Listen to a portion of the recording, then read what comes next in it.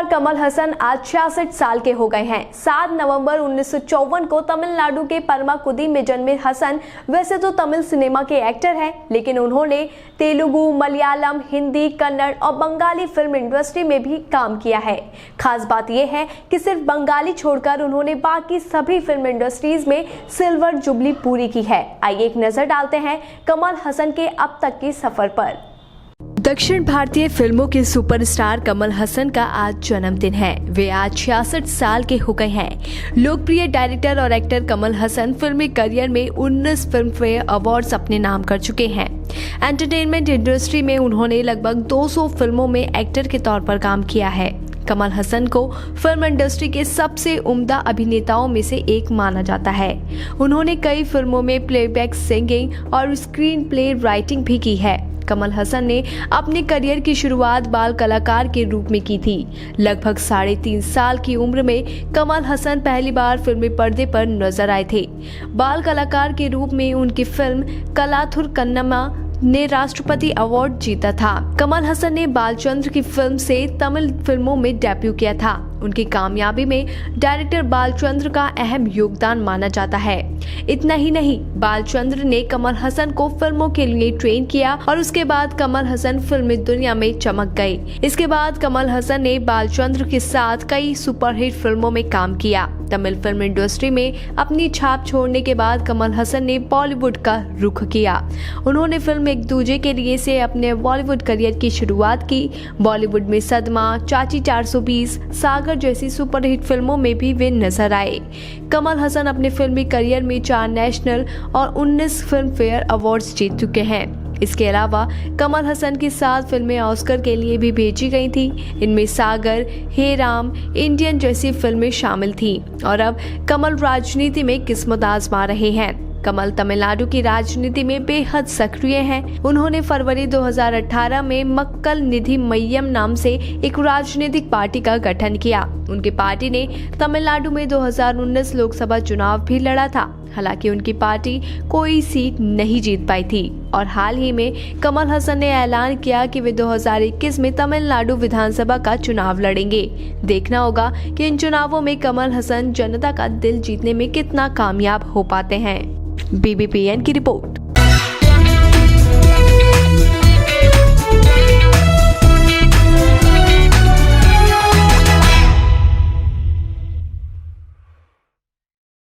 ताज़ा खबरों के लिए बने रहिए BBPN नेटवर्क के साथ, क्योंकि यहाँ आपको खबरें मिलेंगी नए भारत की। हमारे साथ बने रहने के लिए हमारे चैनल को सब्सक्राइब करें और शेयर करना बिल्कुल ना भूलें।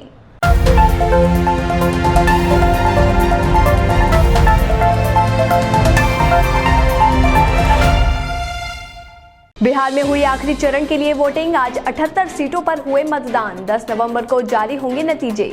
कोरोना काल में आज लॉन्च हुई सैटेलाइट। इसरो ने 3:02 पर रडार इमेजिंग समेत 10 सैटेलाइट की लॉन्च। सोशल मीडिया पर टेलीकास्ट हुआ लॉन्चिंग। राजस्थान में पटरी के बाद अब सड़क पर गुज्जर। आंदोलनकारियों ने जाम किया सड़क मार्ग। पेंसिला पंच पटेलों से मिलने सिकंदरा पहुंचे कर्नल। मध्य प्रदेश में चुनाव आयोग पर सवाल। कमलनाथ का आरोप, पुलिस व प्रशासन की मदद से भाजपा ने की बूथ कैप्चरिंग। हिंसक घटनाओं पर संज्ञान न लेना बेहद दुखद। महाकाल की शरण में फ्रांस के राजदूत इमैनुअल लेनिन के पत्नी के साथ उज्जैन के बाबा महाकाल के किए दर्शन। रामघाट और शनि मंदिर भी गए राजदूत। हरियाणा में विधानसभा भवन पर विवाद। पंजाब के राज्यपाल से मिला हरियाणा का विधायक मंडल। लगाया 20 कमरे कब्जाने का आरोप। देश का तीसरा सबसे प्रदूषित शहर बना लखनऊ। प्रदूषण नियंत्रण बोर्ड ने सेतु निगम पर ठोका 10 लाख का जुर्माना। 24 उद्योग संस्थानों को कारण बताओ नोटिस।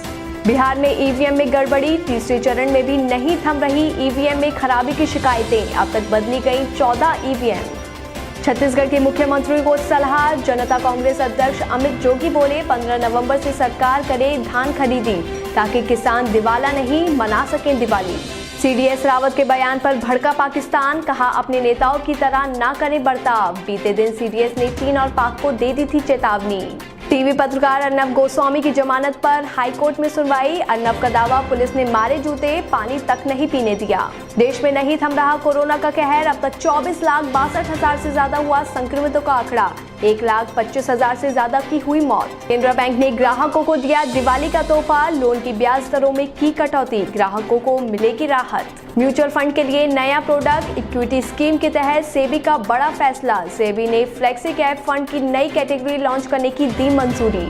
दुनिया भर में नहीं थम रहा कोरोना का कहर, अब तक 4,96,00,000 के पार हुआ संक्रमितों का आंकड़ा, 12 लाख से ज्यादा लोगों ने गंवाई जान। अमेरिका में वोटिंग की काउंटिंग जारी, बाइडेन ने जॉर्जिया, नेवाडा और पेंसिल्वेनिया में ट्रंप को छोड़ा पीछे, डेमोक्रेट 4 और रिपब्लिकन 1 राज्य में आगे। विराट कोहली की कप्तानी पर उठे सवाल, गंभीर ने कहा विराट को लेनी चाहिए हार की जिम्मेदारी, आरसीबी को नए कैप्टन की जरूरत। विमेंस आईपीएल में आज होगा ट्रेल ब्लेजर्स बनाम सुपरनोवाज, फाइनल में पहुंचने के लिए भिड़ेंगी दोनों टीमें, हरमन के पास आखिरी मौका। 66 साल के हुए कमल हसन, 1 करोड़ रुपए की फीस लेने वाले पहले एक्टर हैं कमल, इनकी ही सबसे ज्यादा 7 फिल्में भेजी गई हैं ऑस्कर। कोरोना ने छीनी जिंदगी, कोविड-19 से फिल्म मेकर सुदर्शन रतन का हुआ निधन, शेखर सुमन ने खबर देते हुए लिखा, वे बुरे दिनों से हार गए।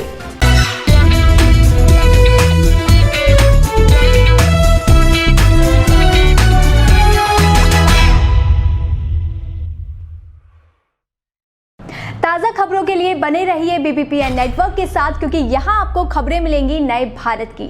हमारे साथ बने रहने के लिए हमारे चैनल को सब्सक्राइब करें और शेयर करना बिल्कुल ना भूलें।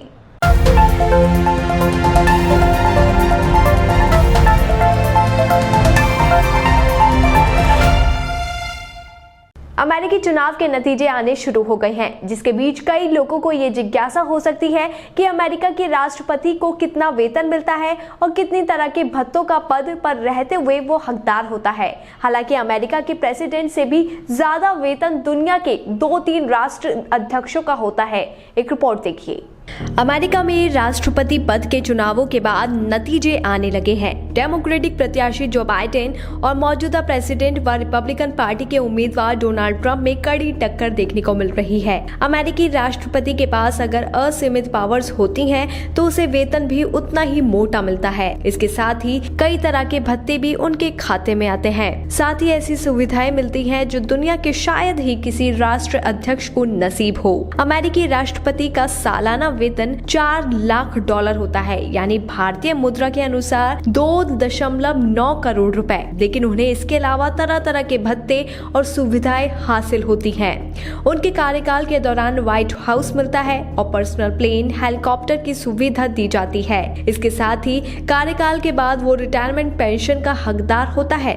अगर देखा जाए तो अमेरिकी प्रेसिडेंट को कार्यकाल के दौरान ज्यादातर खर्च सरकार के खजाने से ही मिलता है। राष्ट्रपति को $50,000 यानी 40 लाख रुपए सालाना खर्च भत्ता मिलता है। वो $1 लाख रुपए यानी 80 लाख रुपए की यात्राएं कर सकता है। इस पर कोई टैक्स नहीं लगेगा। वहीं $19,000 यानी 14 लाख रुपए उन्हें एंटरटेनमेंट के भत्ते के तौर पर सालाना मिलते हैं। अमेरिकी राष्ट्रपति के वेतन पर टैक्स लगता है, लेकिन उन्हें जो भत्ते मिलते हैं उस पर टैक्स नहीं लगता है। साल 2001 में अमेरिकी राष्ट्रपति की सैलरी $2 लाख यानी 1 करोड़ 45 लाख रुपए होती थी, लेकिन फिर कांग्रेस ने इसे बढ़ाकर 2 गुना कर दिया। इसके साथ ही इसमें 50,000 एक्सपेंस अलाउंस अतिरिक्त और जोड़ दिया गया। हालांकि अगर डोनाल्ड ट्रंप की बात की जाए तो वो राष्ट्रपति बनने से पहले बड़े बिजनेसमैन के तौर पर जितना धन कमाते थे, उसके मद्देनजर ये बहुत कम है। हर अमेरिकी राष्ट्रपति को लंबा चौड़ा व्हाइट हाउस परिसर मिलता है, जो बेहद सुरक्षित होता है। इसे पहली बार 1792 को अमेरिकी राष्ट्रपति को दिया गया। इसमें 6 मंजिलें होती हैं और 132 कमरे, जिसमें कई तरह के और भी कक्ष के साथ टेनिस कोर्ट और स्विमिंग पूल होते हैं। व्हाइट हाउस में एक 51 सीटों का थिएटर भी होता है, जहाँ फिल्मों के प्रदर्शन के साथ प्ले या अन्य इवेंट्स होते रहते हैं। प्रेसिडेंट और उनके परिवार को $1 लाख का अलायंस व्हाइट हाउस को अपनी तरह से डेकोरेट करने के लिए मिलता है। बराक ओबामा जब राष्ट्रपति बने तो उन्होंने इस फंड का इस्तेमाल नहीं किया, बल्कि इस खर्च को दूसरे मद में इस्तेमाल में लिया। और जब ट्रंप राष्ट्रपति बने तो उन्होंने ये रकम नए फर्नीचर और दीवारों की सजावट में लगा दी। प्रेसिडेंट और उनके परिवार को दिए जाने वाले व्हाइट हाउस में लंबा चौड़ा बगीचा भी होता है। इस गार्डन में कई तरह के फल और सब्जियां उगाई जाती हैं, जिसका उपयोग व्हाइट हाउस में होता है। व्हाइट हाउस में राष्ट्रपति और उनके परिवार के साथ 100 और लोग स्थायी तौर पर रहते हैं, जिसमें नौकर, रसोइया, माली और मुख्य हाउसकीपर होते हैं। अमेरिकी प्रेसिडेंट आमतौर पर छुट्टियां मनाने के लिए मैरीलैंड के कैंप डेविड जाते हैं, जहां खास तौर पर राष्ट्रपति का एक अलग शानदार आधिकारिक निवास है। ये gym, swimming pool, aircraft hanger आदि सुविधाओं से युक्त होता है। जब अमेरिकी राष्ट्रपति अपनी कार से यात्रा करते हैं तो ये बुलेट और बम प्रूफ वाहन होता है। इस वाहन का नाम द बीस्ट है। राष्ट्रपति की कार के साथ हमेशा एक काफिला चलता है, जिसमें काफी सुरक्षा रहती है। तो ये सारी सुविधाएं और भत्ता अमेरिका के राष्ट्रपति के खाते में आती हैं। BBPN की रिपोर्ट।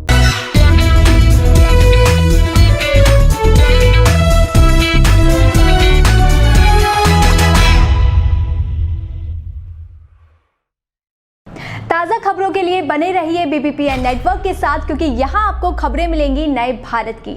हमारे साथ बने रहने के लिए हमारे चैनल को सब्सक्राइब करें और शेयर करना बिल्कुल ना भूलें।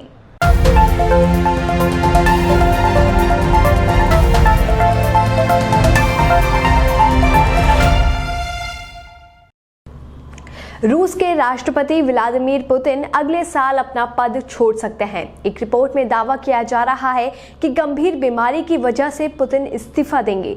दरअसल पुतिन को साल 2015 में उन्हें पार्किंसन से ग्रस्त बताया गया था। अपनी इस रिपोर्ट में हम आपको बताते हैं कि आखिर क्या होती है वो बीमारी जिसके चलते पुतिन को छोड़ना पड़ सकता है अपना पद। लगभग 2 दशक तक रूस की राजनीति का सबसे ताकतवर चेहरा रहे व्लादिमीर पुतिन की खराब सेहत की अटकलें गर्भ हैं। रूस के राष्ट्रपति व्लादिमीर पुतिन के बारे में कयास लगाए जा रहे हैं कि वो अगले साल की शुरुआत में इस्तीफा दे सकते हैं। राजनीतिक जानकारों के मुताबिक पुतिन पार्किंसंस बीमारी से जूझ रहे हैं और उन पर इसके लक्षण भी दिखाई देने लगे हैं। कई वीडियोस में वे लगातार अपने पैरों को यहाँ से वहाँ करते दिखे और उनके चेहरे पर दर्द के चिन्ह थे। शारीरिक तौर पर काफी मजबूत छवि वाले पुतिन आमतौर पर संतुलित दिखते हैं और यही वजह है कि राजनीतिक गलियारों में उन्हें पार्किंसंस से ग्रसित बताया जा रहा है। पार्किंसंस एक तरह की न्यूरोलॉजिकल बीमारी है जिसमें शरीर में कंपन, चलने या बोलने पर तालमेल बिठाने में परेशानी और आंखों का कहीं फोकस न हो पाना जैसी समस्या होती है। शरीर की उंगलियों जैसे हिस्से से शुरू होते ही बीमारी जल्द ही पूरे शरीर को गिरफ्त में ले लेती है। बीमारी बढ़ने के साथ लक्षण गंभीर होते जाते हैं और मरीज रोज के रूटीन भी पूरे करने में परेशानी महसूस करने लगता है।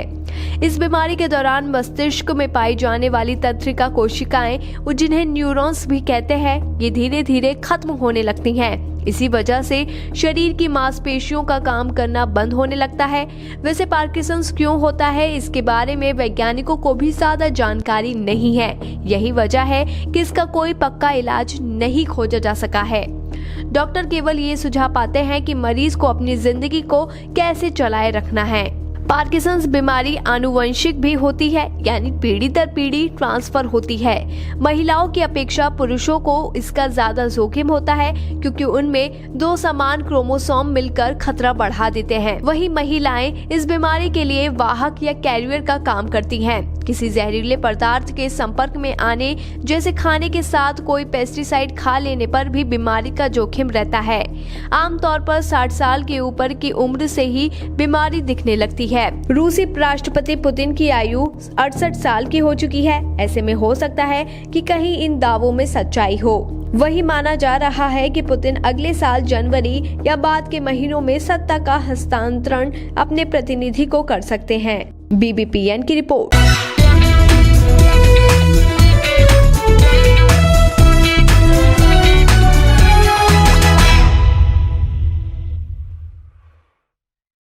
ताज़ा खबरों के लिए बने रहिए BBPN नेटवर्क के साथ, क्योंकि यहाँ आपको खबरें मिलेंगी नए भारत की। हमारे साथ बने रहने के लिए हमारे चैनल को सब्सक्राइब करें और शेयर करना बिल्कुल ना भूलें।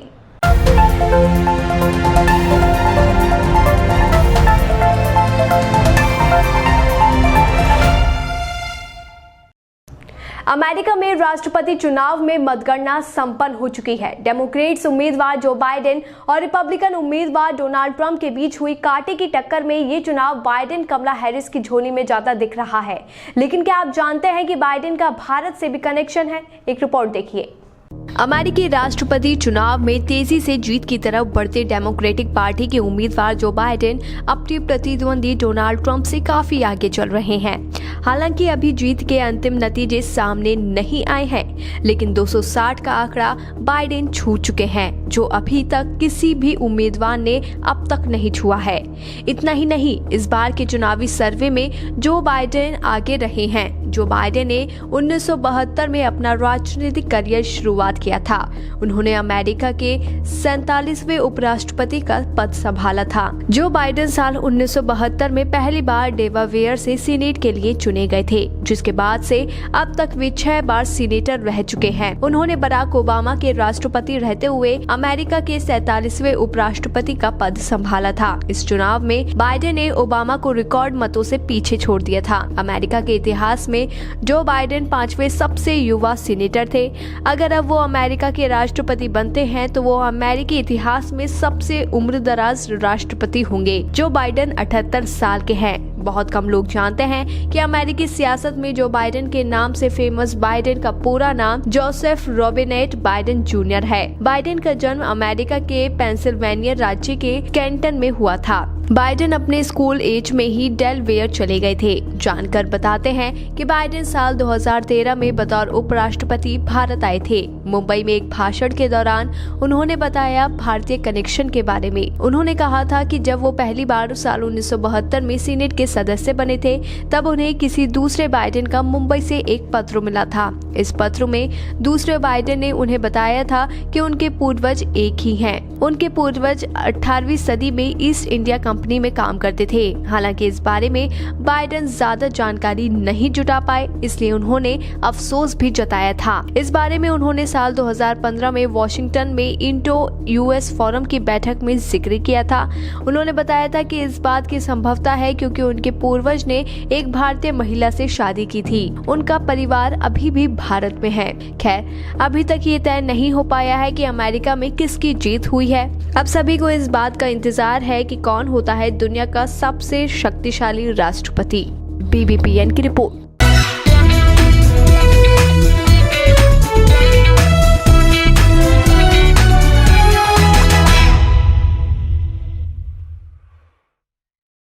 ताज़ा खबरों के लिए बने रहिए BBPN नेटवर्क के साथ, क्योंकि यहाँ आपको खबरें मिलेंगी नए भारत की। हमारे साथ बने रहने के लिए हमारे चैनल को सब्सक्राइब करें और शेयर करना बिल्कुल ना भूलें।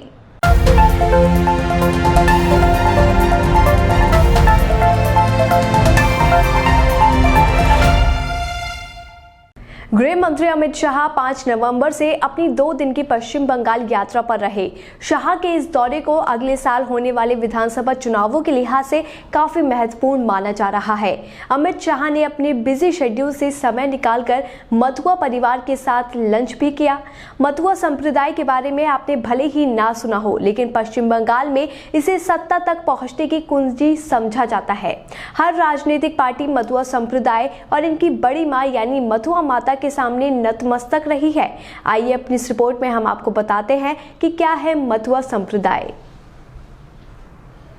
प्रधानमंत्री नरेंद्र मोदी ने पिछले साल लोकसभा चुनाव के दौरान मथुआ समुदाय के 100 साल पुराने मठ बोरो मां वीणापाड़ी देवी से आशीर्वाद लेकर अपने बंगाल चुनाव अभियान की शुरुआत की थी। ममता बनर्जी के वोट बैंक में सेंध लगाने के लिए ये बहुत सधी हुई चाल थी। इसके तहत भारतीय जनता पार्टी ने बोरो मां के पोते शांतनु ठाकुर को बोंगन लोकसभा सीट से उतारा। मथुआ वोट पाने की ये रणनीति काम कर गई और इस सीट पर बीजेपी ने पहली बार जीत दर्ज की। और यही वजह है कि अमित शाह अपने 2 दिवसीय पश्चिम बंगाल यात्रा के दौरान अपने बिजी शेड्यूल से समय निकालकर भी मथुआ समुदाय के लोगों से मिलने गए। आपको बता दें कि मथुआ समुदाय के लोग पूर्वी पाकिस्तान से आते हैं और नागरिकता संशोधन कानून के तहत नागरिकता देने की मांग करते रहे हैं। माना जाता है कि 2019 में इस समुदाय के लोग बीजेपी के साथ थे, लेकिन फिलहाल उनके युवा सांसद शांतनु ठाकुर इस कानून को लेकर नाराज हैं। ऐसे में अमित शाह मथुआ परिवार के यहां खाने के लिए गए। वहीं दूसरी ओर ममता बनर्जी ने भी विधानसभा चुनाव के मद्देनजर बुधवार को 25,000 शरणार्थी परिवारों को भूमि के अधिकार प्रदान किए हैं। ममता बनर्जी ने मथुआ विकास बोर्ड और नामशूद्र विकास बोर्ड के लिए कम से कम 10 करोड़ रुपए आवंटित किए हैं। मथुआ समुदाय की राजनीतिक विरासत। हरिचंद ठाकुर के वंशजों ने मथुआ संप्रदाय की स्थापना की थी। नॉर्थ 24 परगना जिले के ठाकुर परिवार का राजनीति से लंबा रिश्ता रहा है। हरिचंद के प्रपौत्र प्रमथ रंजन ठाकुर 1962 में कांग्रेस उम्मीदवार के रूप में पश्चिम बंगाल विधानसभा के सदस्य बने थे। प्रमथ की शादी वीणा पाणी देवी से 1933 में हुई। वीणा पाणी देवी को ही बाद में मथुआ माता या बोरो माँ कहा गया, यानी बड़ी माँ कहा गया। वीणा पाणी देवी का जन्म 1918 में अविभाजित बंगाल के बारिसाल जिले में हुआ था। आजादी के बाद वीणा पाणी देवी ठाकुर परिवार के साथ पश्चिम बंगाल आ गईं। प्रमथ रंजन ठाकुर की विधवा शतायु वीणा पाणी देवी आखिर तक इस समुदाय के लिए भाग्य की देवी बनी रही। हाल ही के दिनों में ठाकुर परिवार के कई सदस्यों ने राजनीति में अपना भाग्य आजमाया है और मथुआ महासंघ में अपनी प्रतिष्ठा का इस्तेमाल किया है। नाम शूद्र शरणार्थियों की सुविधा के लिए वीणा पाणी देवी ने अपने परिवार के साथ मिलकर वर्तमान में बांग्लादेश के बॉर्डर पर ठाकुरगंज नाम की एक शरणार्थी बस्ती बसाई है। इसमें सीमा पार से आने वाले खास तौर पर नामशूद्र शरणार्थियों को रखने का इंतजाम किया गया है। 5 मार्च 2019 को मथुआ माता वीणा पाणी देवी का निधन हो गया। बंगाल सरकार ने उनका अंतिम संस्कार पूरे आधिकारिक सम्मान के साथ करवाया। आपको बता दें कि फिलहाल ममता बनर्जी की पकड़ मथुआ संप्रदाय में ढीली पड़ गई है। इधर केंद्र की एनडीए सरकार सीएए और एनआरसी का कानून ले आई है। इसमें मुस्लिमों को छोड़कर बाकियों को नागरिकता देने का प्रावधान है। इस कानून ने भारत में आकर बसे नामशूद्र समाज की समस्या काफी हद तक सुलझा दी है। ये एक तरफ से मथुआ संप्रदाय की मांग पूरी होने जैसा है। बीजेपी भी अब इसे ऐसे ही पेश करना चाहती है कि उसने मथुआ संप्रदाय की बड़ी मांग को सीएए एनआरसी कानून के जरिए पूरा कर दिया है। अमित शाह के पश्चिम बंगाल के दौरे में मथुआ परिवार के साथ लंच करने को भी एक संदेश की तरह देखा जा रहा है। पश्चिम बंगाल में सत्तारूढ़ तृणमूल कांग्रेस की तरह बीजेपी भी जानती है कि अगर उसे बंगाल में पैर जमाने हैं तो मथुआ संप्रदाय और मथुआ माता की जरूरत पड़ने वाली है। खैर, अभी बंगाल में अगले साल चुनाव होने हैं और देखना बेहद दिलचस्प होगा कि राज्य में किसकी जीत होती है। बीबीपीएन की रिपोर्ट।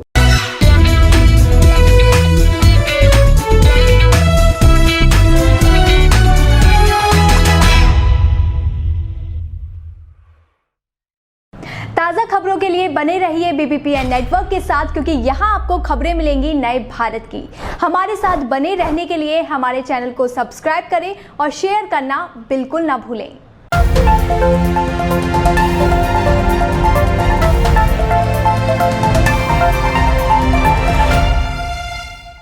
भारत की चीन और पाक को चेतावनी। सीडीएस रावत बोले, चीन की हरकतों का सेना दे रही करारा जवाब। पाक को कड़ा संदेश था बालाकोट स्ट्राइक।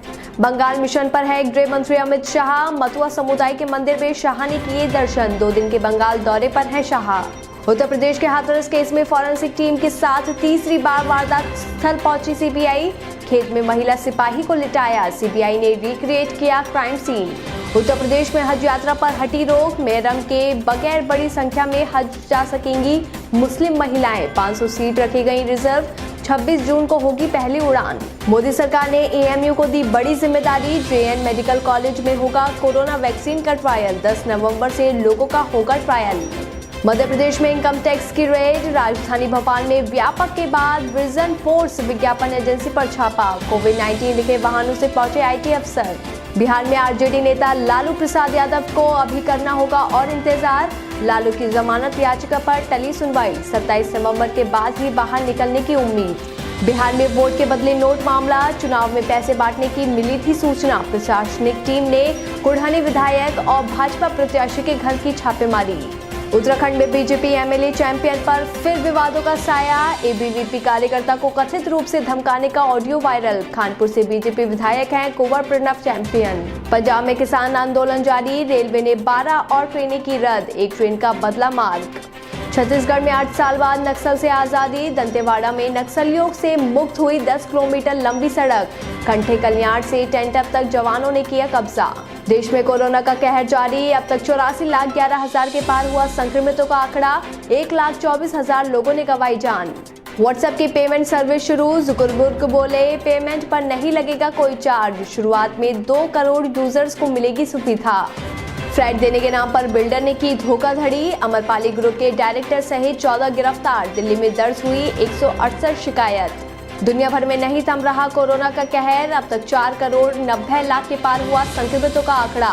12,40,000 से ज्यादा लोगों ने गंवाई जान। ऑटो सेक्टर में गुजरात अव्वल, देश में बनने वाली हर 3 में से 1 passenger car made in Gujarat. Gujarat में बनती हैं 22 लाख में से 7 लाख गाड़ियां। आईपीएल में आज होगा एलिमिनेटर, हैदराबाद और बेंगलुरु के बीच होगा नॉकआउट मुकाबला। क्वालिफायर में दिल्ली से भिड़ेगी जीतने वाली टीम। बायो बवर में टूर्नामेंट पर सवाल, कोहली बोले खिलाड़ियों के मेंटल हेल्थ पर पड़ता है बुरा असर, टूर्नामेंट की लंबाई हो कम। करणी सेना और प्रकाश झा आए आमने सामने, आश्रम 2 विवाद पर प्रकाश झा ने साधा करणी सेना पर निशाना। बोले सीरीज कैसी, इसका फैसला दर्शक करेंगे। नेपोटिज्म पर बोले जूनियर बच्चन, कहा पापा ने मेरे लिए नहीं बनाई कभी कोई फिल्म, उन्होंने कभी नहीं की मेरी मदद।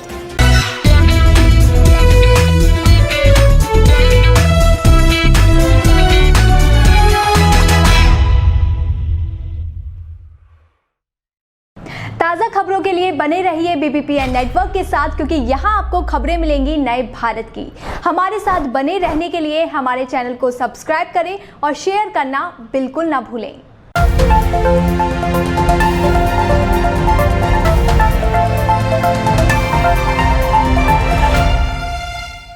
सरकार ने बिजनेस प्रोसेस आउटसोर्सिंग और IT आधारित सेवाएं देने वाली कंपनियों के लिए दिशा निर्देशों को सरल करने की घोषणा की है। इससे उद्योग का अनुपालन बोझ कम होगा और वर्क फ्रॉम होम में मदद मिलेगी। तो सरकार की ओर से क्या दी गई है राहत, इस रिपोर्ट में देखिए। जब से देश में महामारी ने दस्तक दी है, तब से हर चीज अस्त व्यस्त हो गई है। यहाँ तक कि काम करने के तरीके भी बदल गए हैं। वहीं लॉकडाउन का कामकाज पर भी असर देखने को मिला, जिसके बाद कई कंपनियों ने अपने कर्मचारियों को वर्क फ्रॉम होम करने की इजाजत दी। इसी क्रम में अब सरकार ने वर्क फ्रॉम होम को लेकर नए नियम जारी किए हैं। सरकार के नए नियमों के मुताबिक अन्य कंपनियों के लिए भी घर से काम और कहीं से भी काम करने के लिए एक सामान्य माहौल बनेगा। वहीं समय समय पर रिपोर्टिंग और कार्यालय की अन्य परेशानियों को भी खत्म कर दिया गया है। दरअसल इंडस्ट्रीज लंबे समय से वर्क फ्रॉम होम के मामले में राहत की मांग कर रही है और इसे स्थायी तौर पर जारी रखने के पक्ष में हैं। आपको बता दें कि OSP कंपनियां वो हैं जो दूरसंचार संसाधनों के माध्यम से एप्लीकेशन और IT क्षेत्र से जुड़ी सेवाएं या किसी भी प्रकार की आउटसोर्सिंग सेवाएं प्रदान करती हों। इन कंपनियों को ही IT, कॉल सेंटर, BPO और नॉलेज प्रोसेस आउटसोर्सिंग कंपनियां कहा जाता है। दूरसंचार विभाग के नए दिशा निर्देशों से घर से काम करने की धारणा को बढ़ावा मिलेगा। इसमें घर से काम का विस्तार कहीं से काम यानी वर्क फ्रॉम एनीवेयर किया जा रहा है। कहा जा रहा है कि विस्तारित रिमोट एजेंट की स्थिति को कुछ शर्तों के साथ मंजूरी मिल गई है। नए नियम से कंपनियों के लिए घर से काम करने और कहीं से काम करने के लिए अनुकूल माहौल बनेगा। कंपनियों के लिए समय समय पर रिपोर्टिंग और अन्य प्रतिबद्धताओं को खत्म कर दिया गया है। इसका उद्देश्य उद्योग को मजबूती प्रदान करना है। इसमें घर पर एजेंट को ही OSP केंद्र का रिमोट एजेंट कहा जाएगा और उसे कार्यालय में अन्य अधिकारियों से संपर्क बनाने की अनुमति होगी। आधिकारिक सूचना के मुताबिक वर्क फ्रॉम होम की धारणा को उदार करने का मकसद इंडस्ट्री को बढ़ावा देना और देश को सबसे ज्यादा प्रतिस्पर्धी IT सेक्टर के रूप में नई पहचान देना है। वहीं इससे इन कंपनियों को भी नए नियमों में वर्क फ्रॉम होम और वर्क फ्रॉम एनीवेयर से संबंधित नई नीतियों को अपनाने में भी बड़ी सहायता मिलेगी। इसे लेकर PM मोदी ने भी अपने एक ट्वीट में जिक्र किया है। कोरोना वायरस की वजह से कई BPO और IT कंपनियां अपने कर्मचारियों से घर से ही काम करवा रही हैं। अब नए नियमों के मुताबिक OSP के लिए पंजीकरण की आवश्यकता को भी खत्म कर दिया गया है। वहीं BPO कंपनियों को भी इसकी सीमा से बाहर कर दिया गया है।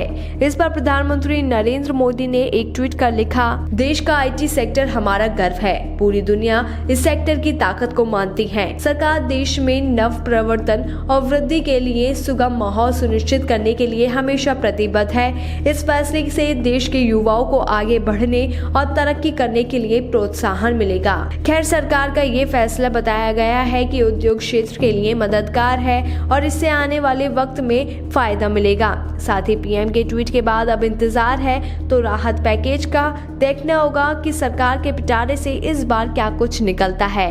BBPN की रिपोर्ट।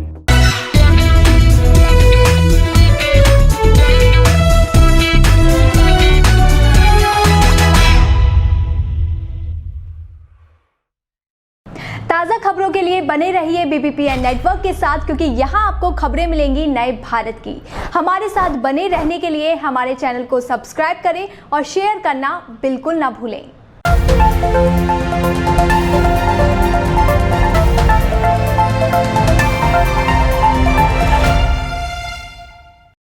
अमेरिका में राष्ट्रपति चुनाव बेहद दिलचस्प मोड़ पर है। डोनाल्ड ट्रंप और डेमोक्रेटिक पार्टी की ओर से उम्मीदवार जो बाइडेन के बीच कांटे की टक्कर चल रही है। डोनाल्ड ट्रंप ने इस बीच एक ट्वीट कर वोटों की गिनती को रोकने की बात कही है, लेकिन उससे पहले उनके प्रतिद्वंदी जो बाइडेन ने भी ट्वीट कर कहा कि हर वोट की गिनती होनी चाहिए। आपको बता दें कि ट्रंप ने अपने विरोधियों पर चुनावों में धांधली करने का आरोप भी लगाया है, लेकिन आखिर किन राज्यों में अमेरिका में फंसा है पेच, इस रिपोर्ट में देखिए। पूरी दुनिया अमेरिका पर नजरें बनाए बैठी है। हर कोई ये जानना चाहता है कि अमेरिका का अगला राष्ट्रपति कौन होता है। डोनाल्ड ट्रंप या जो बाइडेन के बीच कड़ा मुकाबला देखने को मिल रहा है। 3 नवंबर को वोटिंग के बाद 4 से मतों की गणना शुरू हुई, लेकिन अभी तक नतीजा सामने नहीं आया। दरअसल जो बाइडेन और व्हाइट हाउस के बीच अब महज 4 इलेक्टोरल वोट ही हैं। इस 6 इलेक्टोरल वोट का पिछले करीब 24 घंटे से इंतजार हो रहा है, क्योंकि 5 राज्यों के नतीजे अभी तक सामने नहीं आए हैं। क्या यूं कहें कि बाइडेन के खाते में 264 इलेक्टोरल वोट आ चुके हैं और उन्हें सिर्फ 6 वोटों की दरकार है, क्योंकि व्हाइट हाउस तक पहुंचने के लिए 270 का जादुई आंकड़ा छूना होता है। इस तरह से जो बाइडेन को अब व्हाइट हाउस पहुंचने के लिए महज एक राज्य जीतने की जरूरत है। ट्रंप को 214 इलेक्टोरल वोट मिले हैं। ये उनके लिए एक झटका है, क्योंकि वे व्हाइट हाउस की दौड़ में पिछड़ गए हैं। रिपोर्ट्स के मुताबिक अभी Pennsylvania, Georgia, north Carolina, Nevada और अलास्का में अभी परिणाम आना बाकी है। पेंसिल्वेनिया, सभी की निगाहें फिर से पेंसिल्वेनिया पर टिक गई हैं, जहां 20 इलेक्टोरल वोट हैं। अगर बाइडेन ये राज्य जीत जाते हैं तो कहा जा सकता है कि वो अमेरिकी राष्ट्रपति का चुनाव जीत गए हैं। इस राज्य में ट्रंप को 32,85,965 और बाइडेन को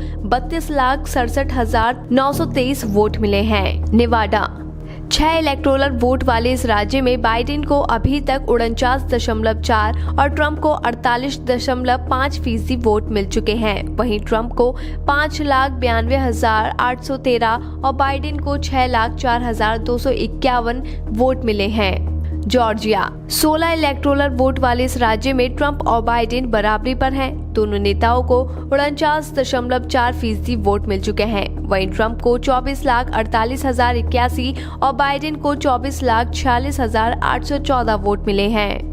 नॉर्थ कैरोलिना, 15 इलेक्टोरल वोट वाले इस राज्य में बाइडेन को अभी तक 48.7 और ट्रंप को 50.1% वोट मिल चुके हैं। वहीं ट्रंप को 27,32,084 और बाइडेन को 26,55,384 वोट मिले हैं।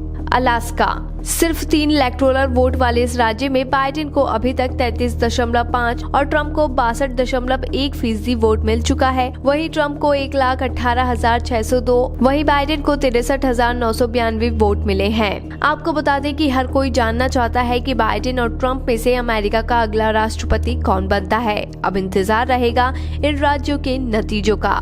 BBPN की रिपोर्ट।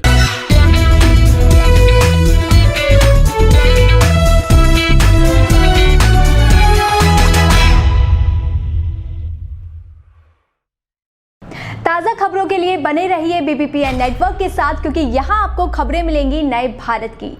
हमारे साथ बने रहने के लिए हमारे चैनल को सब्सक्राइब करें और शेयर करना बिल्कुल ना भूलें।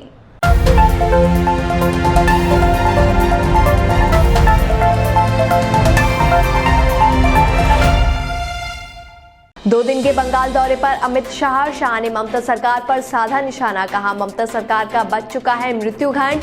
2/3 बहुमत से सरकार बनाएगी बीजेपी। आर्मी चीफ को नेपाल ने दिया सम्मान। जनरल नरवणे को नेपाल आर्मी के ऑनररी जनरल की दी गई रैंक। 3 दिन के नेपाल दौरे पर हैं सेना अध्यक्ष। फेस्टिव सीजन में हैकिंग, फूड कंपनियों का डेटा उड़ा रहे हैकर, बाद में मांग रहे फिरौती। पंजाब के सीएम नाराज, राष्ट्रपति ने मिलने का नहीं दिया समय। मुख्यमंत्री कैप्टन अमरिंदर सिंह का राजघाट पर धरना। राजस्थान में गुर्जर आंदोलन में फूट, दूसरे गुट के नेता हिम्मत सिंह ने कहा, आंदोलन के नाम पर लोगों से पैसे ऐंठ रहे हैं बैंसला और उनका बेटा। मध्य प्रदेश में इलेक्शन खत्म, झटके शुरू। सूबे में 7% महंगी हो सकती है बिजली। उपचुनाव होते ही खुल गई 7 महीने से दबी फाइल। मध्य प्रदेश में कांग्रेस विधायक पर बड़ी कार्रवाई। भोपाल में कांग्रेस विधायक के ढहाए गए 4 अवैध निर्माण। फ्रांस के खिलाफ किया था बड़ा प्रोटेस्ट। उत्तर प्रदेश के बागपत में मस्जिद में विवाद। भाजपा कार्यकर्ता ने मस्जिद में पढ़ी हनुमान चालीसा, सोशल मीडिया पर किया लाइव। बिहार के पूर्व मुख्यमंत्री जीतन राम मांझी ने किया दावा, कहा राज्य में फिर बनेगी नीतीश कुमार की सरकार। बिहार में 10 को आएंगे चुनावी नतीजे। प्रदूषण पर बोले राजधानी के सीएम अरविंद केजरीवाल, पराली है सबसे बड़ी वजह, किसानों की मदद करें सरकारें। लद्दाख में सर्दियों के लिए सेना तैयार, जवानों को ठंड से बचाएंगे अमेरिका से मंगाए गए गर्म कपड़े। सेनाओं को मिली 6 सॉयल असॉल्ट रफाइलें। अर्नब गोस्वामी पर नई एफआईआर, मां बेटी की खुदकुशी के लिए उकसाने के आरोप में गिरफ्तार। अब महिला पुलिस से मारपीट का केस।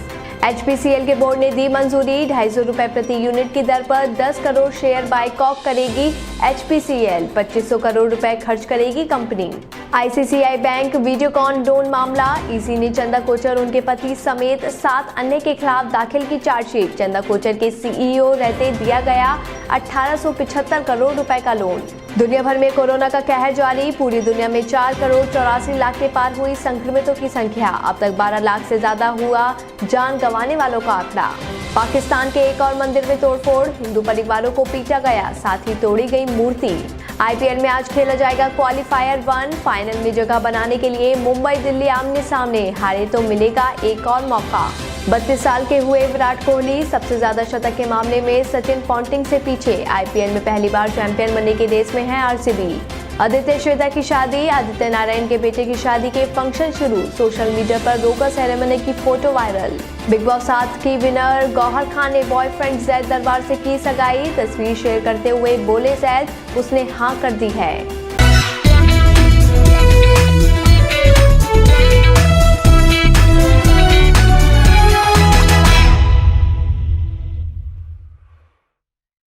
ताज़ा खबरों के लिए बने रहिए BBPN नेटवर्क के साथ, क्योंकि यहाँ आपको खबरें मिलेंगी नए भारत की।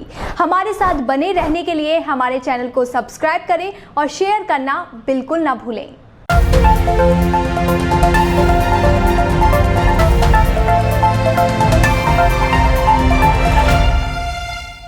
पीएम नरेंद्र मोदी का आज बनारस दौरा। पहली बार संसदीय क्षेत्र में पीएम ने किया बोट से दौरा। वाराणसी के 84 घाटों पर रोशन हुए 15 लाख दिए। किसान आंदोलन का आज 5वां दिन। दिल्ली सील करने की तैयारी में है किसान। पुलिस ने सिंघू टिकरी बॉर्डर की सीमाएं की बंद। कृषि मंत्री से शाह की मुलाकात। कांग्रेस नेता राहुल गांधी ने वीडियो जारी कर मोदी सरकार पर साधा निशाना। कहा देश का किसान काले कृषि कानूनों के खिलाफ ठंड में कर रहा प्रदर्शन। किसान कूच पर बोले राहुल गांधी, बताइए आप किसके साथ खड़े हैं। राजस्थान की सीनियर भाजपा विधायक किरण माहेश्वरी हारी कोरोना से जंग। मेदांता अस्पताल में हुआ निधन। 28 अक्टूबर को पाई गई थी कोरोना से संक्रमित। मध्य प्रदेश में बिन मंत्री कैसी मंत्रणा। भोपाल पहुंचे सिंधिया, बोले मंत्रिमंडल के पदों को लेकर नहीं करूंगा कोई चर्चा, ये सीएम का है विशेष अधिकार। महाराष्ट्र में सिर्फ 20 महीने में छोड़ा कांग्रेस का हाथ। आज शिवसेना में शामिल हुई उर्मिला मातोंडकर। विधान परिषद में एंट्री की संभावना। दिल्ली के मुख्यमंत्री अरविंद केजरीवाल का बड़ा ऐलान। प्राइवेट लैब को कम करने होंगे RT-PCR टेस्ट के चार्ज। महामारी के बढ़ते संक्रमण के चलते लिया गया फैसला। किसान आंदोलन को लेकर बोले बिहार के सीएम नीतीश कुमार। कहा सरकार से बात करें किसान, नए कानून से होगा फायदा।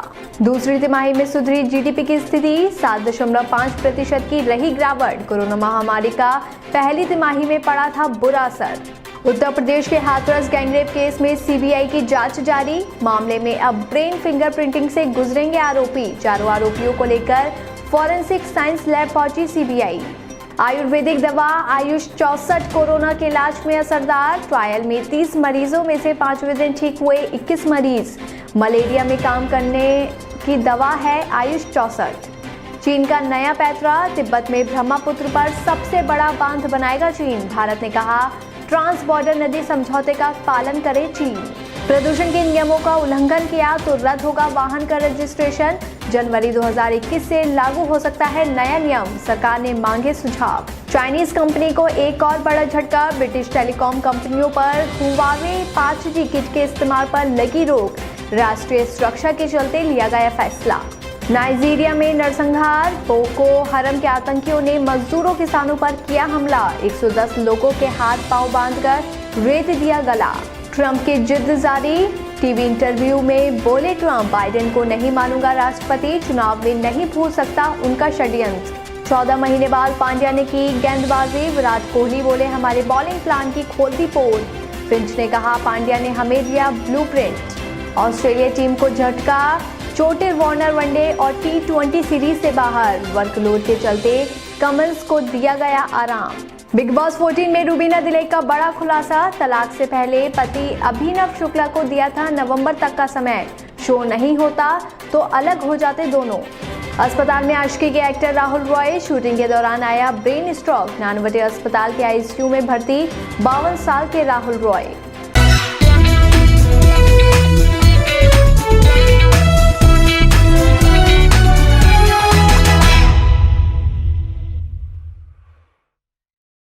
ताज़ा खबरों के लिए बने रहिए BBPN नेटवर्क के साथ, क्योंकि यहाँ आपको खबरें मिलेंगी नए भारत की। हमारे साथ बने रहने के लिए हमारे चैनल को सब्सक्राइब करें और शेयर करना बिल्कुल ना भूलें।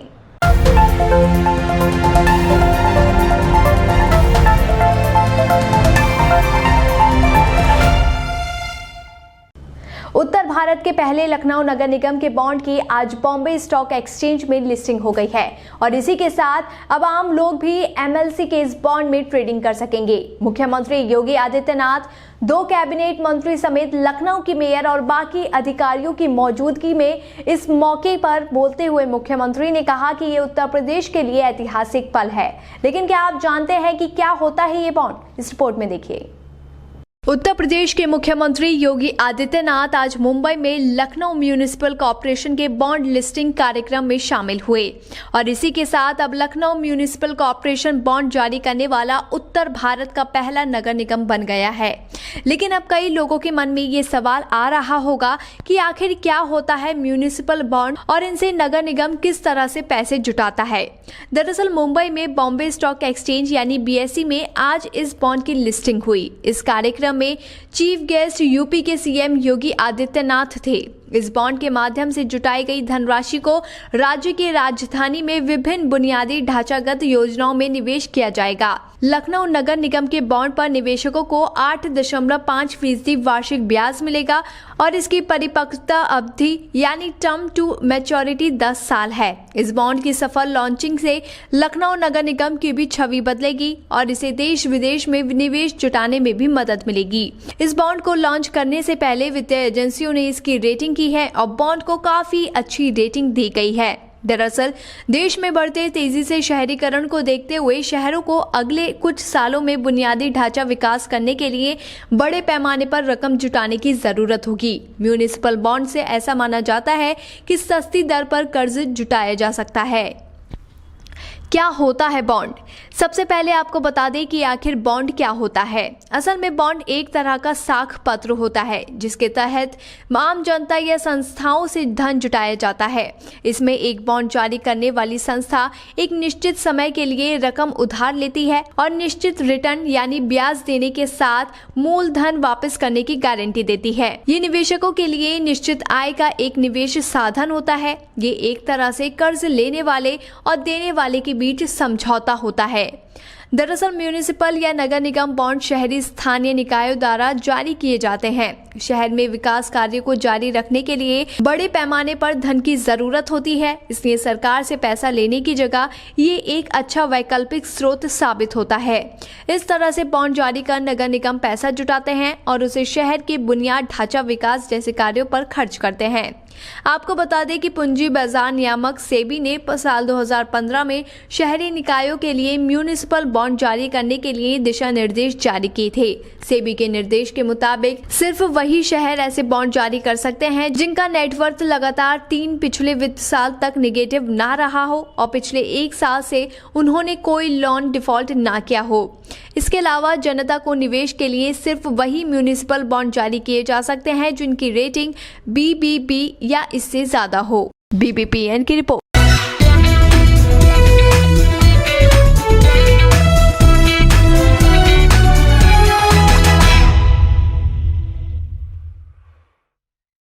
ताज़ा खबरों के लिए बने रहिए BBPN नेटवर्क के साथ, क्योंकि यहाँ आपको खबरें मिलेंगी नए भारत की। हमारे साथ बने रहने के लिए हमारे चैनल को सब्सक्राइब करें और शेयर करना बिल्कुल ना भूलें।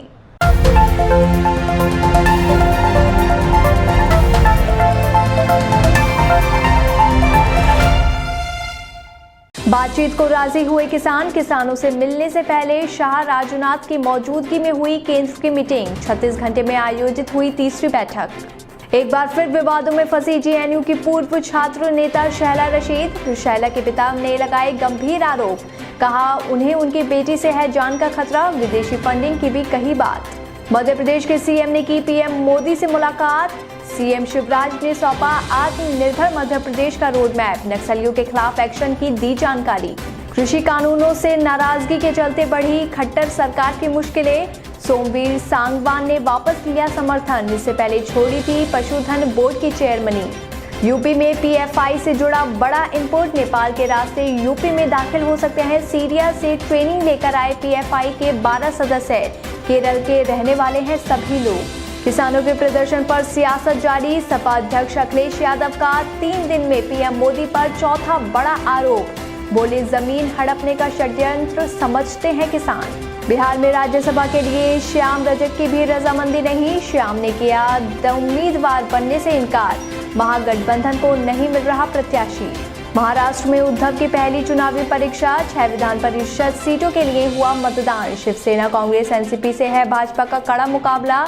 गडकरी फडणवीस ने डाले वोट। महाराष्ट्र में शुरू हुई अजान पर राजनीति। अजान की तुलना आरती से कर विवादों में फंसे शिवसेना नेता।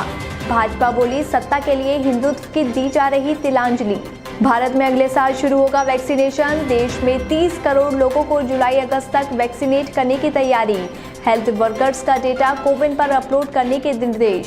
देश में कोरोना के कहर के बीच राहत की खबर। एक दिन में ही 11,000 से ज्यादा एक्टिव केस हुए कम। ये बीते 14 दिन में सबसे ज्यादा।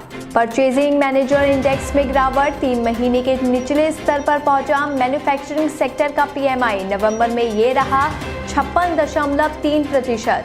महंगाई ने फिर दी दस्तक। LPG गैस सिलेंडरों के दामों में हुई बढ़ोतरी। दिल्ली में 55 रुपए महंगा हुआ commercial gas cylinder. Crypto currency की भारी डिमांड। $19,860 प्रति यूनिट के साथ 2020 के उच्च स्तर पर बिटकॉइन। इस साल अब तक 175% की बढ़ोतरी। पाकिस्तान की सियासत में एक और भुट्टो। राजनीति में उतरी बेनजीर भुट्टो की बेटी आसिफा। आसिफा ने हाल ही में PDM की रैली में दिया भाषण।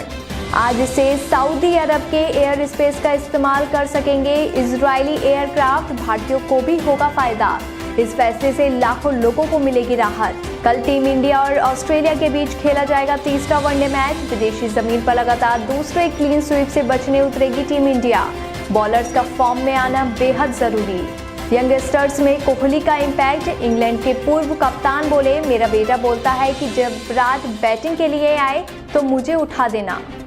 नए मिशन पर सोनू सूद। 2021 में बुजुर्गों के घुटनों का ट्रांसप्लांट कराना चाहते हैं सोनू सूद। बोले चाहता हूँ ये मेरी हो प्राथमिकता। सोशल मीडिया पर शुरू हुआ एक्ट्रेस कंगना रनौत और सिंगर जसबीर जस्सी के बीच घमासान। कंगना ने शाहीन बाग प्रोटेस्ट से की किसान आंदोलन की तुलना। सिंगर जस्सी ने उन्हें बताया चापलूस और बेशरम।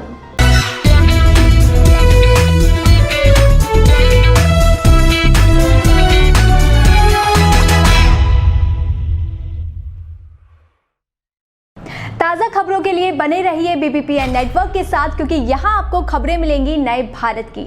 हमारे साथ बने रहने के लिए हमारे चैनल को सब्सक्राइब करें और शेयर करना बिल्कुल ना भूलें।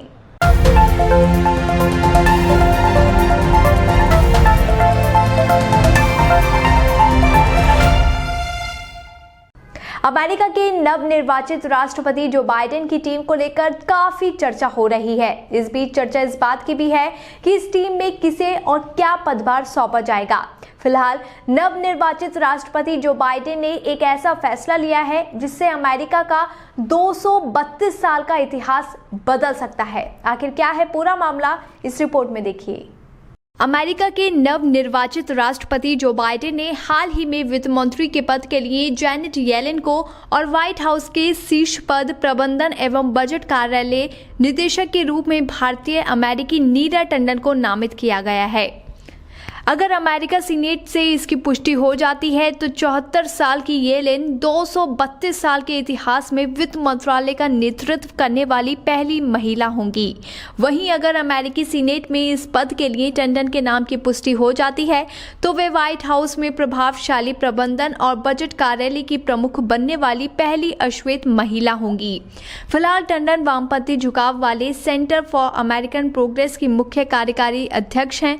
आपको बता दें कि बाइडेन ने एक स्टेटमेंट जारी कर कहा है कि अमेरिका के लोगों से सीधे और सही संवाद रखना राष्ट्रपति की जिम्मेदारी है। इस टीम पर व्हाइट हाउस को अमेरिकन लोगों से जुड़ने की जिम्मेदारी दी गई है। मुझे भरोसा है कि ये इस पर खरी उतरेंगी। टीम की योग्य और अनुभवी कम्युनिकेटर अलग अलग पहलुओं पर काम करेंगी। सभी अमेरिका को फिर से बेहतर बनाने के मिशन में जुटेंगी।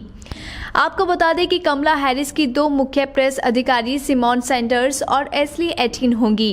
कैबिनेट के पदों की तरह प्रेस दफ्तर को सीनेट की रजामंदी की जरूरत नहीं होती है।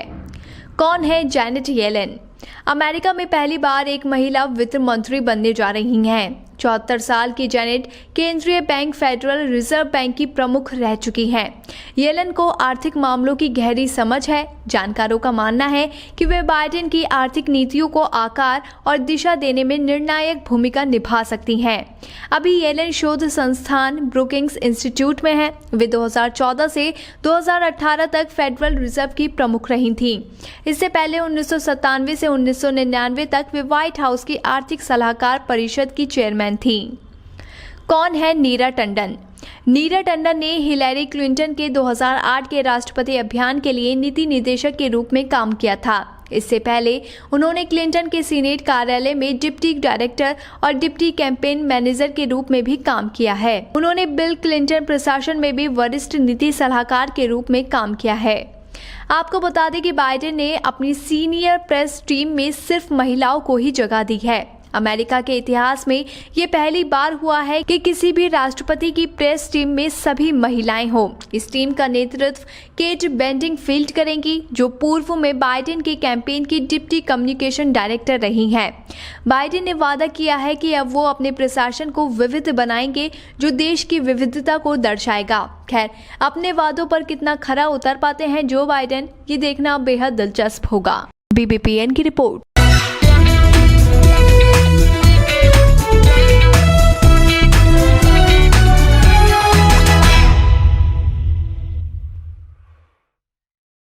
ताज़ा खबरों के लिए बने रहिए BBPN नेटवर्क के साथ, क्योंकि यहाँ आपको खबरें मिलेंगी नए भारत की।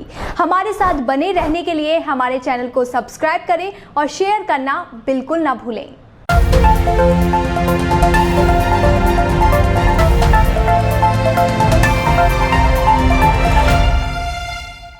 जवाहरलाल नेहरू यूनिवर्सिटी की पूर्व छात्र नेता शहला रशीद एक बार फिर विवादों में हैं और इस बार विवाद उनके घर से ही पैदा हुआ है और अब वो संगीन आरोप में घिर गई हैं।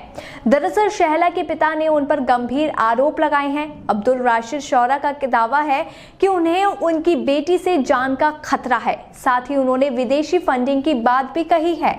आखिर कौन है शहला रशीद और क्या है पूरा मामला, इस रिपोर्ट में देखिए।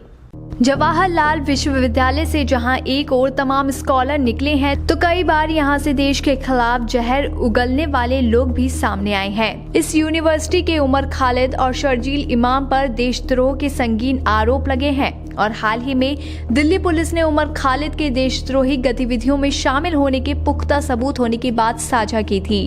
पुलिस का दावा है कि उमर खालिद ने बहुत दिमाग लगाकर दिल्ली दंगों की साजिश रची थी। इसमें शर्जील का भी हाथ था। JNU की इस जोड़ी पर UAPA के तहत मामला दर्ज किया गया है।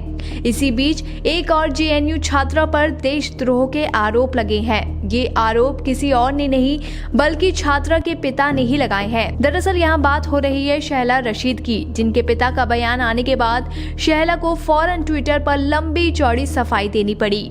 दरअसल शहला के पिता अब्दुल रशीद शौरा के आरोपों के मुताबिक उनकी बेटी शहला रशीद से उन्हें जान का खतरा है। इसी के साथ भारत सरकार के खिलाफ ट्विटर पर फर्जी खबर फैलाने के आरोप में भी शहला रशीद के खिलाफ मामला है। दरअसल सुप्रीम कोर्ट के वकील अलख आलोक आलोक श्रीवास्तव ने पिछले साल 19 अगस्त 2019 को एक आपराधिक शिकायत दायर की थी। शहला रशीद के पिता अब्दुल रशीद शौरा का कहना है कि उनकी बेटी शहला रशीद देशद्रोह समेत कई देश विरोधी गतिविधियों में शामिल है।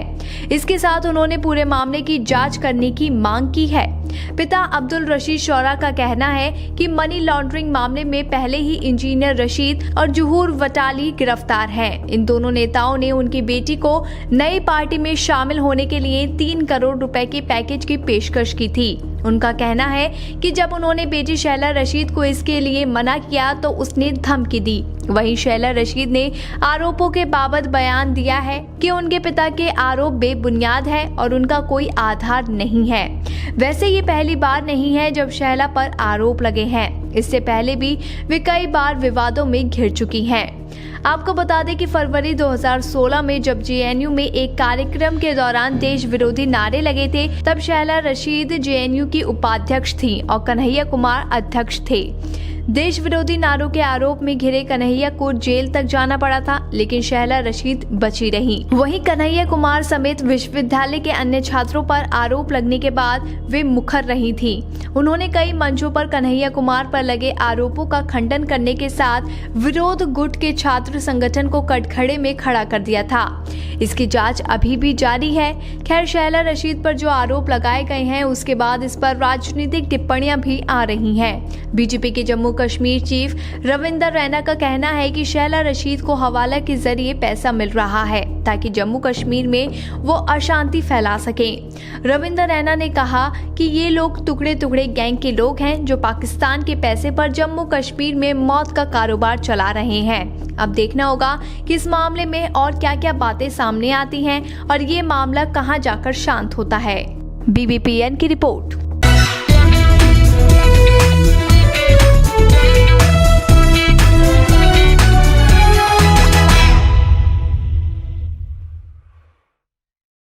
ताज़ा खबरों के लिए बने रहिए BBPN नेटवर्क के साथ, क्योंकि यहाँ आपको खबरें मिलेंगी नए भारत की।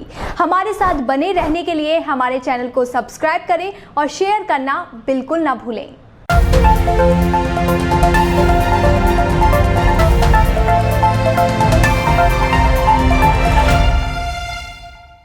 किसान आंदोलन का आज 7वां दिन। किसानों को मनाने में नाकाम रहे मंत्रियों की शाह के घर में हुई बैठक। पुलिस ने दिल्ली नोएडा बॉर्डर किया बंद। केंद्रीय मंत्री वीके सिंह के बयान पर कांग्रेस का पलटवार। पूछा, क्या किसान होने दिखने का सर्टिफिकेट भी मोदी सरकार से लेना पड़ेगा? कांग्रेस प्रवक्ता रणदीप सुरजेवाला ने साधा निशाना। गुजरात में मास्क लगाओ या सेवा करो। गुजरात में मास्क नहीं लगाने वालों को कोरोना सेंटर पर 5 से 15 दिनों तक करनी होगी सेवा।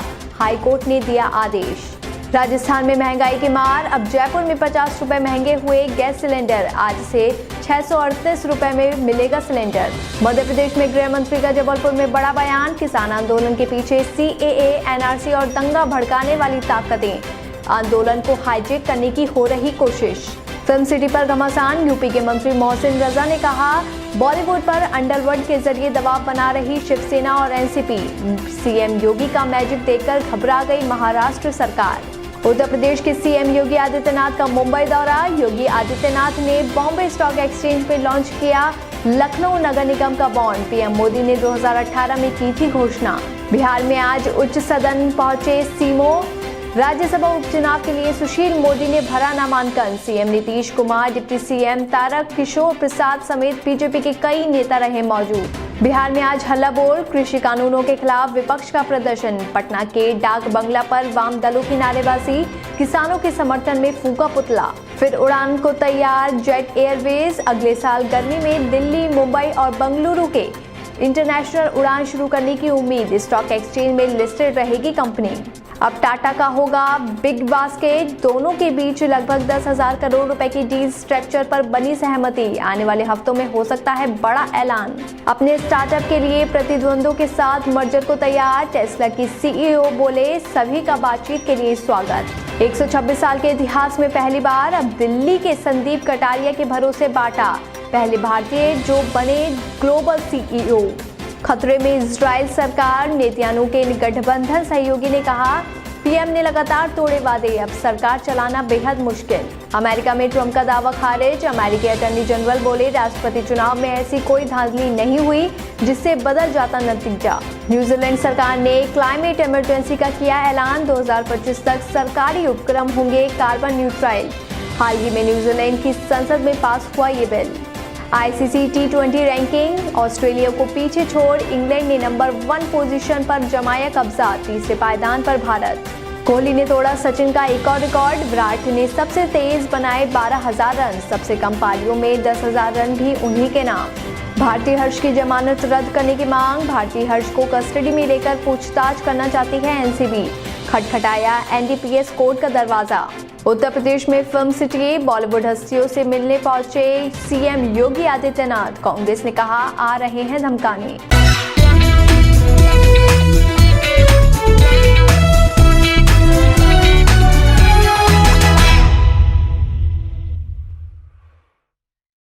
ताज़ा खबरों के लिए बने रहिए BBPN नेटवर्क के साथ, क्योंकि यहाँ आपको खबरें मिलेंगी नए भारत की। हमारे साथ बने रहने के लिए हमारे चैनल को सब्सक्राइब करें और शेयर करना बिल्कुल ना भूलें।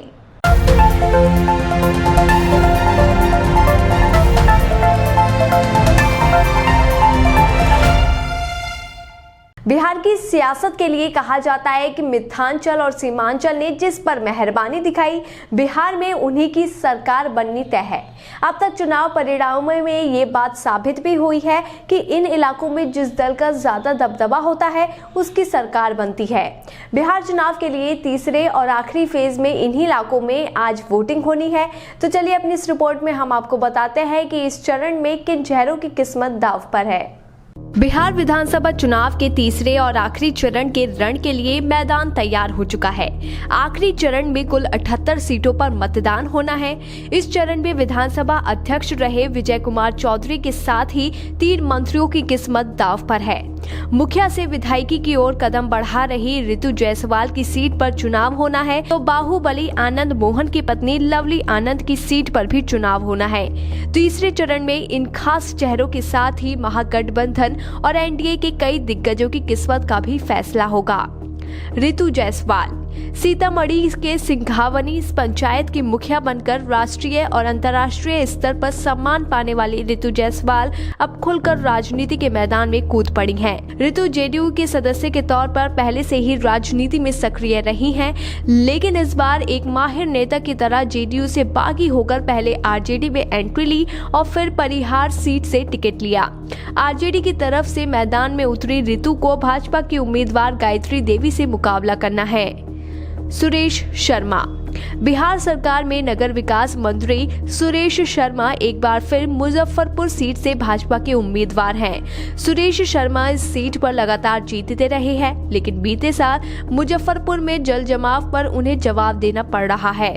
कांग्रेस से वीरेंद्र चौधरी उनके सामने खड़े हैं। विजय कुमार चौधरी विधानसभा अध्यक्ष रहे विजय कुमार चौधरी सराय रंजन सीट से जेडीयू के टिकट पर मैदान में हैं। जेडीयू के बड़े नेता विजय कुमार चौधरी आरजेडी के अरविंद कुमार साहनी को चुनौती देने उतरे हैं। महेश्वर हजारी बिहार सरकार के योजना एवं विकास मंत्री महेश्वर हजारी जेडीयू के बड़े नेता हैं। हजारी कल्याणपुर से चुनाव लड़ रहे हैं और उनकी टक्कर इस बार CPIML के फूल बाबू सिंह से है।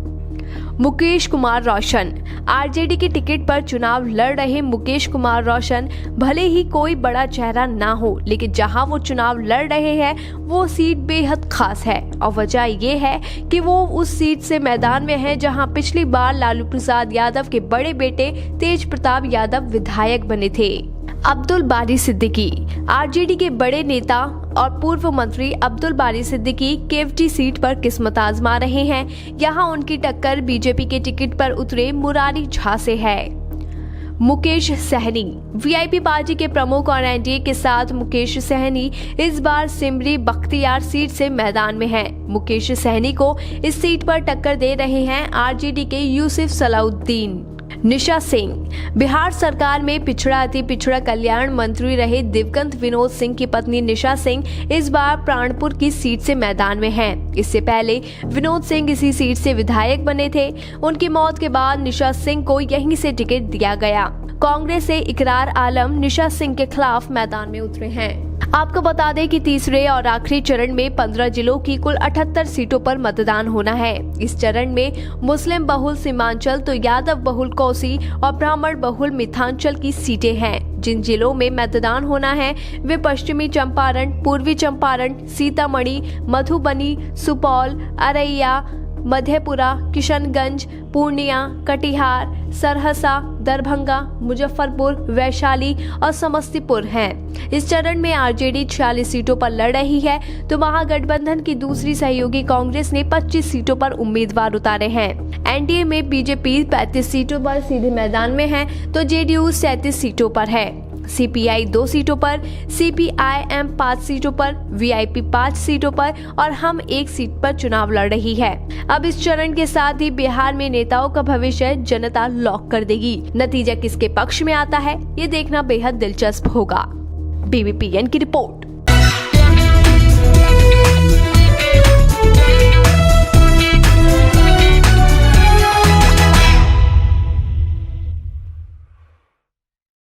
ताज़ा खबरों के लिए बने रहिए बीबीपीएन नेटवर्क के साथ, क्योंकि यहाँ आपको खबरें मिलेंगी नए भारत की। हमारे साथ बने रहने के लिए हमारे चैनल को सब्सक्राइब करें और शेयर करना बिल्कुल ना भूलें।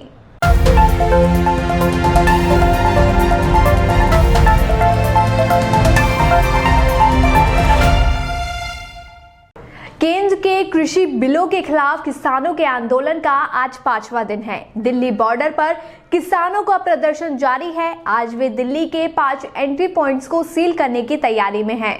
किसानों की जमावड़े को देखते हुए पुलिस ने सिंघू और टिकरी बॉर्डर को आवाजाही के लिए बंद कर दिया है। एक रिपोर्ट देखिए।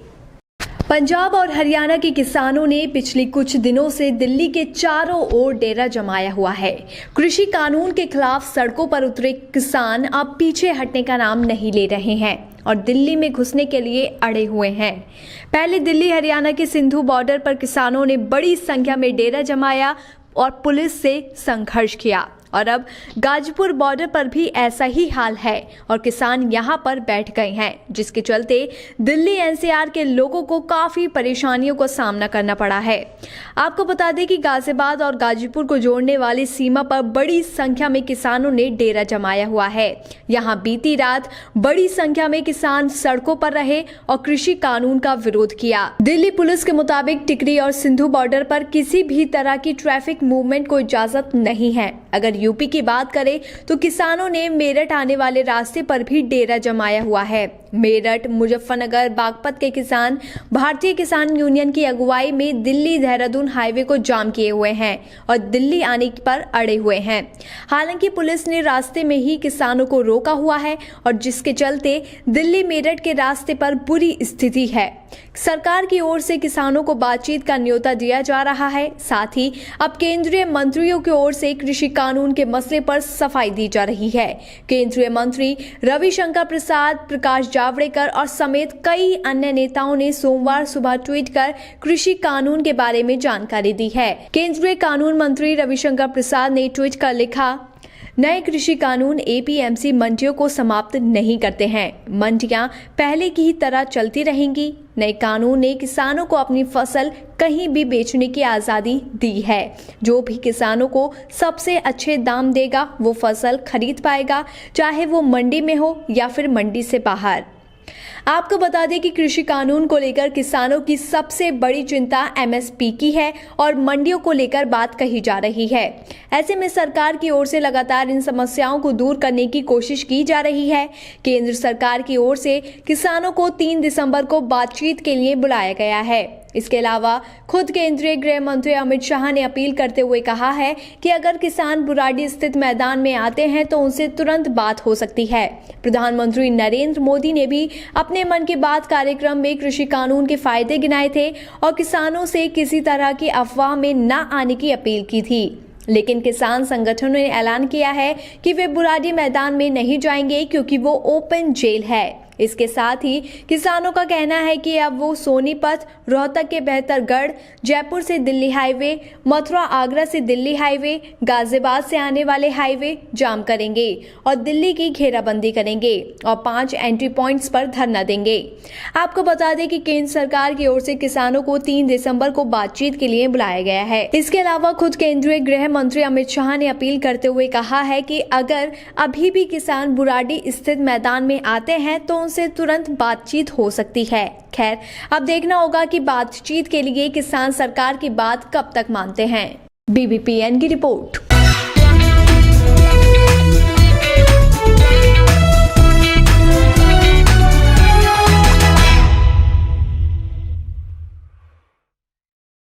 ताज़ा खबरों के लिए बने रहिए BBPN नेटवर्क के साथ, क्योंकि यहाँ आपको खबरें मिलेंगी नए भारत की। हमारे साथ बने रहने के लिए हमारे चैनल को सब्सक्राइब करें और शेयर करना बिल्कुल ना भूलें।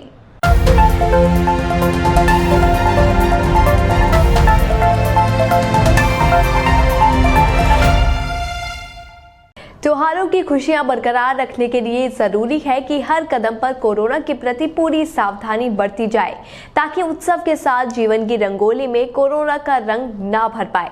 बाजार में भीड़ से बचें, साथ ही दिवाली में घर परिवार को पटाखों से दूर रखें, क्योंकि पटाखों का धुआं फेफड़ों पर बुरा प्रभाव डाल सकता है और कोरोना के समय एहतियात बरतने की सख्त जरूरत होती है। एक रिपोर्ट देखिए। कोरोना वायरस का संक्रमण देश और दुनिया में एक बार फिर बढ़ता जा रहा है।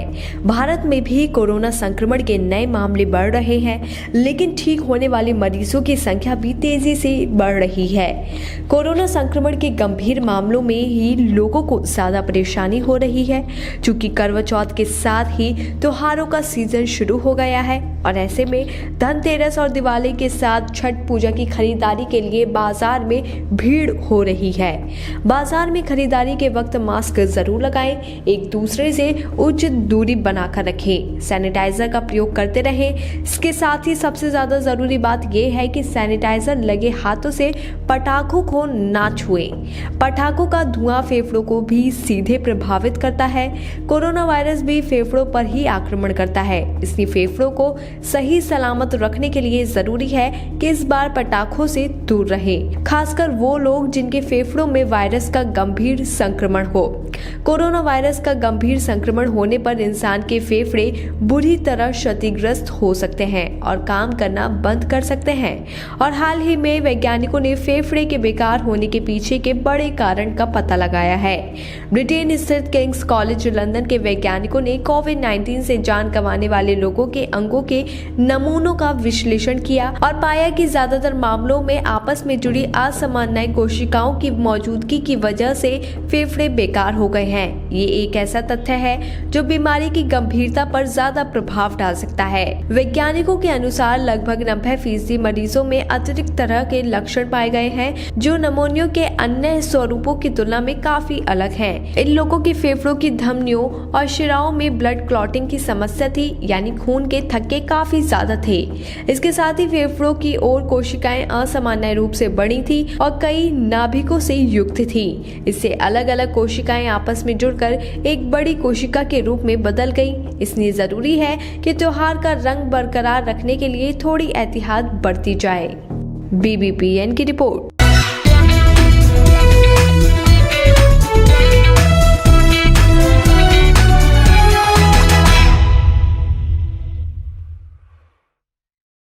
ताज़ा खबरों के लिए बने रहिए BBPN नेटवर्क के साथ, क्योंकि यहाँ आपको खबरें मिलेंगी नए भारत की। हमारे साथ बने रहने के लिए हमारे चैनल को सब्सक्राइब करें और शेयर करना बिल्कुल ना भूलें।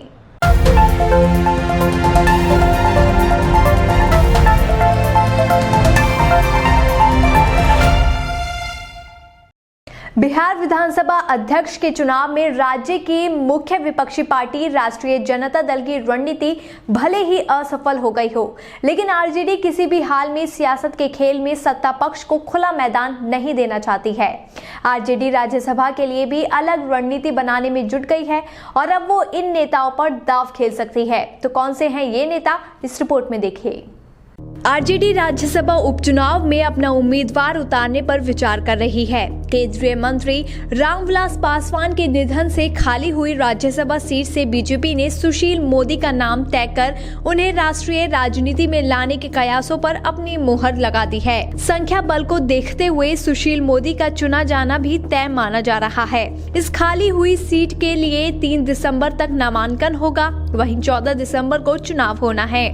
आरजेडी के सूत्रों का कहना है कि आरजेडी में राज्यसभा के लिए 2 नामों की चर्चा बेहद तेज है। पार्टी के प्रदेश अध्यक्ष जगदानंद सिंह और वरिष्ठ नेता अब्दुल बारी सिद्दीकी, इन दोनों नेता को पार्टी राज्यसभा भेजना चाहती है। सिद्दीकी हाल ही में विधानसभा चुनाव हार गए थे। दोनों नेता आरजेडी अध्यक्ष लालू प्रसाद यादव के विश्वास पात्र माने जाते हैं। वैसे सूत्र तो ये भी कह रहे हैं कि आरजेडी दिग्गज नेताओं के अलावा अन्य नेता को भी चुनावी मैदान में उतार सकती है, जिससे हारने की स्थिति में आलोचना से बचा जा सके। वैसे अभी तक आरजेडी ने अपने पत्ते नहीं खोले हैं। संख्या बल के हिसाब से देखा जाए तो एनडीए का पलड़ा भारी है। एनडीए के पास जहां 125 विधायक हैं, तो दूसरी ओर आरजेडी के नेतृत्व वाले महागठबंधन के पास 110 विधायक हैं। 2 दिन पहले बिहार विधानसभा अध्यक्ष के पद पर भी महागठबंधन ने अपना उम्मीदवार खड़ा किया था, जिसे हार का मुंह देखना पड़ा। आपको बता दें कि आरजेडी ने एलजेपी को प्रस्ताव दिया था कि अगर चिराग पासवान राज्यसभा चुनाव के लिए रामविलास पासवान की पत्नी रीना पासवान को उतारती है तो आरजेडी समर्थन देने को तैयार है, लेकिन एलजेपी अध्यक्ष चिराग पासवान ने राज्यसभा चुनाव के लिए राष्ट्रीय जनता दल यानी आरजेडी का समर्थन लेने से ही इनकार कर दिया है। अब देखना होगा कि आरजेडी अपने इन नेताओं पर मुहर कब तक लगाती है या किसी और नेता को अपना राज्यसभा चेहरा बनाती है। BBPN की रिपोर्ट।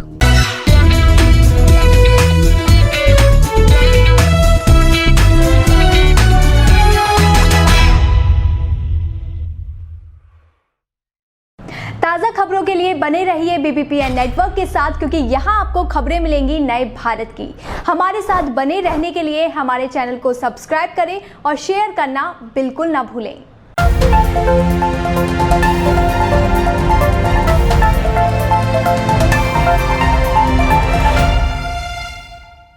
दिल्ली एनसीआर जहरीली हवा का चैम्बर बन गया है। साथ ही कोरोना वायरस संक्रमण के बीच बेतहाशा बढ़ रहे वायु प्रदूषण ने सेहत पर डबल खतरा बढ़ा दिया है। ये मौसम सांस और हार्ट के मरीजों के लिए बेहद खतरनाक है। एक रिपोर्ट देखिए। दिल्ली एनसीआर में एक तरफ कोरोना और दूसरी तरफ प्रदूषण की वजह से स्वास्थ्य पर डबल अटैक हो रहा है। हर दिन एयर क्वालिटी खराब हो रही है। एयर क्वालिटी इंडेक्स रिकॉर्ड 999 के स्तर तक पहुंच गई है, जो बेहद खतरनाक है, क्योंकि AQI का सामान्य स्तर 0 से 50 के बीच ही होता है। डॉक्टरों का कहना है कि मुंह और नाक पर तो लोग मास्क लगाकर प्रदूषण के दुष्प्रभाव से बचने की कोशिश कर रहे हैं, लेकिन आंख से जुड़े खतरों से अनजान है, जबकि इतना प्रदूषण आंखों में अल्सर की समस्या पैदा कर सकता है। जानकारों का कहना है कि जैसे ही प्रदूषण अपने नॉर्मल इंडेक्स से ऊपर जाता है, वैसे ही आंख के लिए खतरा बढ़ने लगता है। इस वक्त तो AQI 50 की जगह 1000 के स्तर तक पहुंच गया है, जो सेहत के लिए बहुत ज्यादा खतरनाक है। इतने प्रदूषण में माइक्रो पार्टिकल्स आंख में जमा हो जाते हैं, लेकिन वो हमें दिखते नहीं। इससे एलर्जी, जलन, खुजली, पानी आना और लाली होने की समस्या होने लगती है। अगर ये एलर्जी लंबे समय तक बनी रहती है तो आंख की इम्यूनिटी कम हो जाती है, जिससे इन्फेक्शन और अल्सर होने का खतरा बढ़ जाएगा। इसलिए चश्मा लगाकर ही बाहर निकलने की सलाह दी जा रही है। दरअसल प्रदूषण में असली किरदार PM 2.5 और PM 10 कण निभा रहे हैं। ये कण इतने छोटे होते हैं कि सांस के जरिए आसानी से हमारे फेफड़ों में पहुंच जाते हैं और सेहत के दुश्मन बन जाते हैं। सांस लेते वक्त इन कणों को रोकने का हमारे शरीर में कोई सिस्टम नहीं है। ऐसे में PM 2.5 बच्चों और बुजुर्गों को सबसे ज्यादा नुकसान पहुंचाता है। इससे आंख, गले, फेफड़े की तकलीफ और बढ़ती है। खांसी और सांस लेने में भी तकलीफ होने लगती है। इसलिए जरूरी है कि इस मौसम में सेहत का खास ध्यान रखा जाए। BBPN की रिपोर्ट।